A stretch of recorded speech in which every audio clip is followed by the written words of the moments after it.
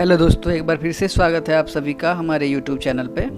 आज हम आपके लिए लेकर आए बुद्धिमान बंदर और मगरमच्छ की कहानी। तो चलिए वीडियो में आगे बढ़ते हैं। एक था घना जंगल जहाँ जानवर एक दूसरे के साथ बहुत प्यार से रहा करते थे। उस जंगल के बीच एक बहुत सुंदर और बड़ा तालाब था। उस तालाब में मगरमच्छ रहता था। तालाब के चारों ओर बहुत सारे फलों के पेड़ लगे हुए थे। उनमें से एक पेड़ पर बंदर रहता था। बंदर और मगरमच्छ एक दूसरे के बहुत अच्छे दोस्त थे। बंदर पेड़ से मीठे और स्वादिष्ट फल खाता था और साथ ही अपने दोस्त मगर को भी देता था। बंदर अपने दोस्त मगर का खास ख्याल रखता था और मगर भी उसे अपनी पीठ पर बैठाकर पूरे तालाब में घुमाता था। दिन निकलते गए और दोनों की दोस्ती गहरी होती गई। बंदर जो फल मगरमच्छ को देता था, मगरमच्छ उनमें से कुछ फल अपनी पत्नी को भी खिलाता था। दोनों फलों को बड़े ही चाव से खाते थे। बहुत दिनों के बाद एक बार मगर की पत्नी ने कहा कि बंदर तो हमेशा ही स्वादिष्ट फल खाता रहता है, जरा सोचो उसका कलेजा कितना स्वादिष्ट होगा।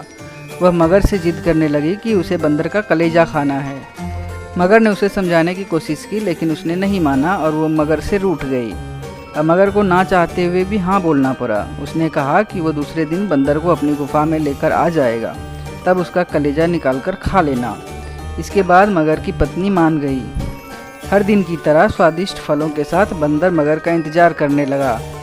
कुछ ही देर में मगर भी आ गया और दोनों ने मिलकर फल खाए। मगरमच्छ बोला कि दोस्त, आज तुम्हारी भाभी तुमसे मिलना चाहती है। चलो, तालाब की दूसरी ओर मेरा घर है, आज वहाँ चलते हैं। बंदर झट से मान गया और उछलकर मगर की पीठ पर बैठ गया। मगर उसे लेकर अपनी गुफा की ओर बढ़ने लगा। जैसे ही दोनों तालाब के बीच पहुँचे, मगर ने कहा, मित्र, आज तुम्हारी भाभी की इच्छा है कि वो तुम्हारा कलेजा खाए। ऐसा कहकर उसने पूरी बात बताई। बात सुनकर बंदर कुछ सोचने लगा और बोला, मित्र, तुमने मुझे यह पहले क्यों नहीं बताया? मगर ने पूछा, क्यों मित्र, क्या हो गया? बंदर ने बोला कि मैं अपना कलेजा तो पेड़ पर ही छोड़ आया हूँ, तो मुझे वापस ले चलो तो मैं अपना कलेजा साथ में ले आऊँगा। मगर बंदर की बातों में आ गया और वापस किनारे पर आ गया। वो दोनों जैसे ही किनारे पर पहुँचे, बंदर झट से पेड़ पर चढ़ गया और बोला कि मूर्ख, तुझे पता नहीं कि कलेजा हमारे अंदर ही होता है। मैं हमेशा ही तुम्हारा भला सोचता रहा और तुम मुझे ही खाने चले थे। कैसी मित्रता है यह तुम्हारी, चले जाओ यहाँ से।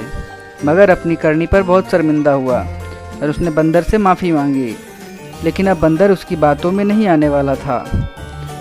इस कहानी से हमें ये सीख मिलती है कि संकट के समय हमें घबराना नहीं चाहिए। मुसीबत के समय अपनी बुद्धि का उपयोग कर उसे दूर करने का उपाय सोचना चाहिए। दोस्तों, ये कहानी आपको कैसी लगी हमें कमेंट करके ज़रूर बताइएगा।